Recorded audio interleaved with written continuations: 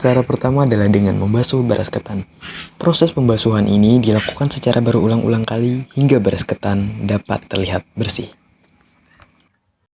Setelah dirasa cukup bersih, masukkan beras ketan ke dalam wadah untuk ditiriskan. Berikutnya, tuangkan air secukupnya guna merendam beras ketan selama 3 jam.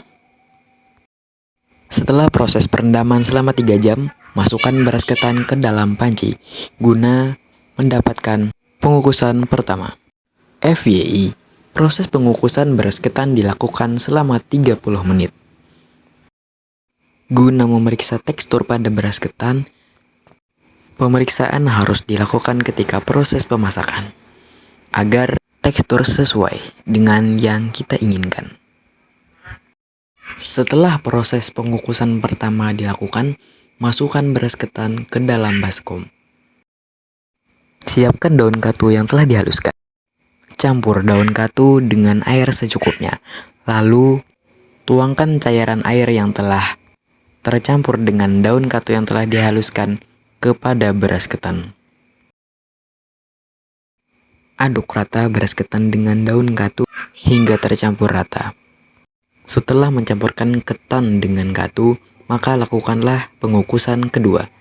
Setelah 45 menit proses pengukusan pada beras ketan, tuangkan beras ketan pada sebuah tempat yang berukuran besar guna untuk mendinginkan beras ketan.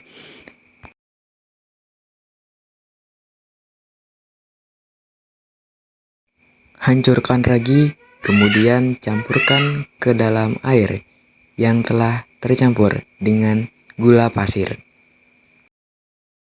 Kemudian aduk hingga tercampur. Haluskan 1 butir ragi yang kemudian kita campurkan kepada beras ketan. Uleni beras ketan yang telah tercampur dengan ragi hingga berbentuk bulat. Lakukan cara berikut hingga beras ketan habis. Finally, setelah proses pengelenan beras ketan, masukkan beras ketan ke dalam panci untuk difermentasi.